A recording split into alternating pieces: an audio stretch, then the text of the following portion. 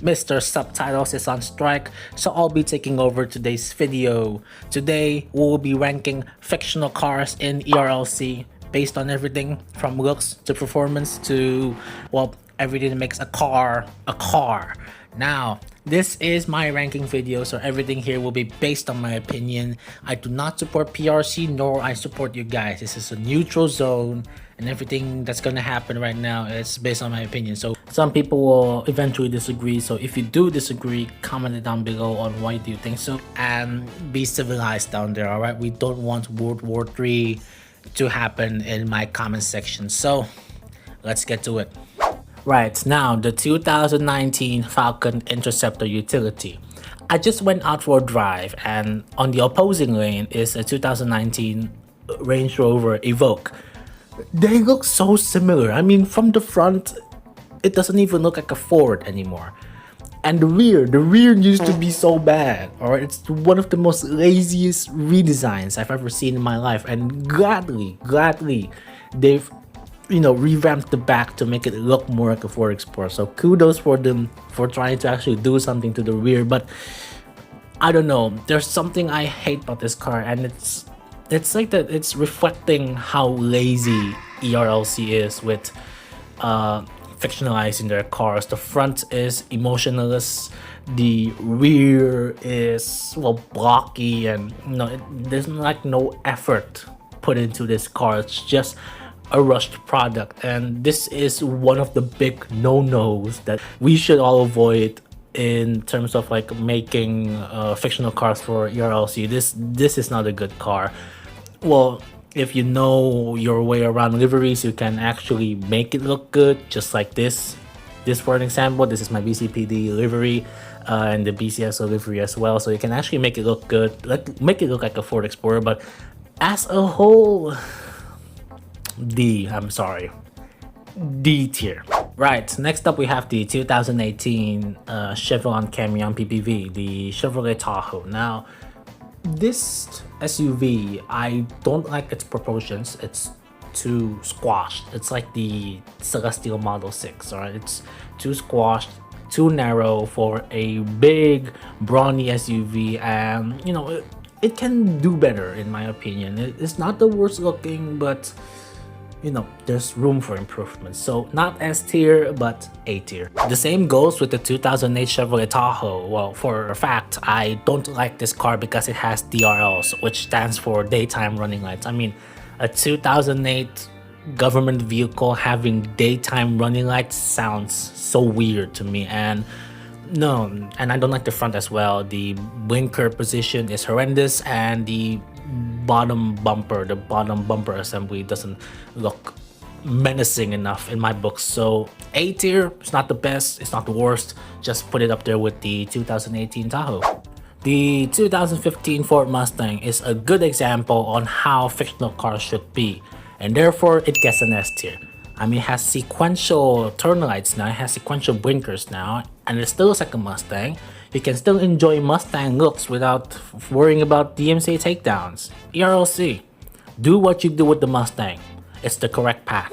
Sadly, the same can't be said with the 2011 Chevrolet Camaro.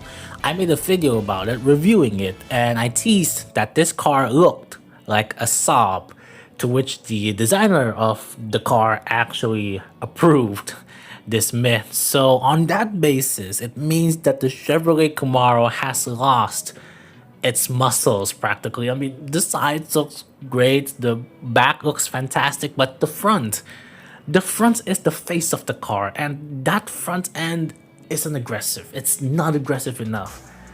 I'm sorry, it's B tier for me. It's a B. It can do better, but for now, B tier.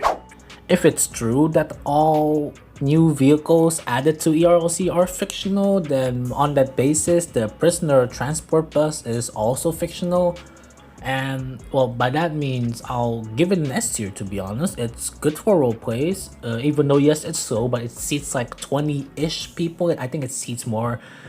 Again, it's a great bus for role plays. It's a great bus for liveries. If you can make like a school bus out of this, I've seen a school bus livery somewhere for this bus. So yeah, prisoner transport bus gets an instant S tier. Also give an S tier for the civilian bus as well. So yeah, S tier for all of the fictional buses in ERLC.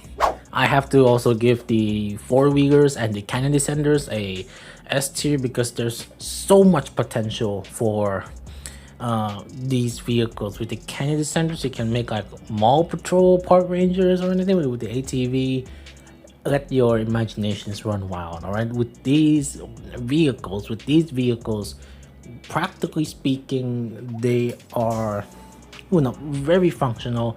And in terms of how ERLC is going with these cars or utility vehicles, they actually have quite the big impact for ERLC players alike. So yeah, S tier.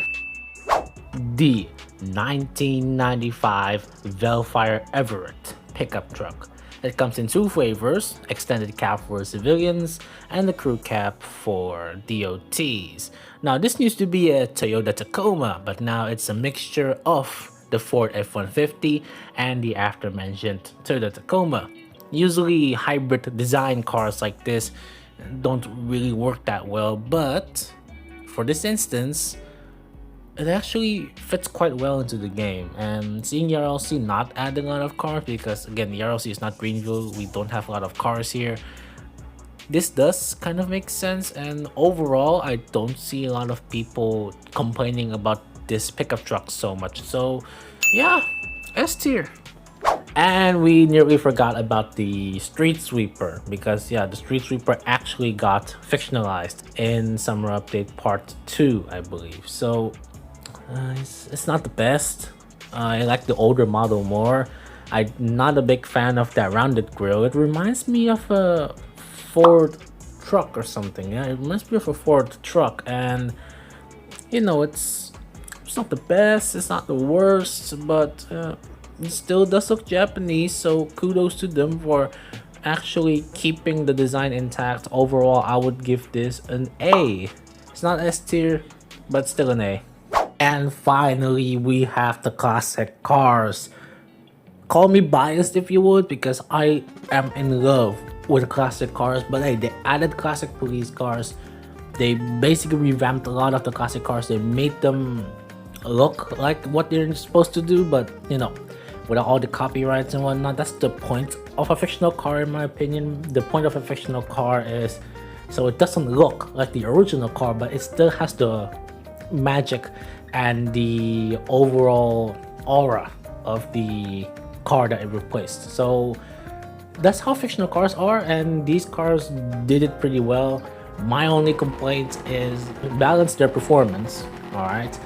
And for the 69 Dodge Charger, the rear is not for me. Alright, the rear is not for me. But other than that, all classic cars go straight to S tier without any further questions.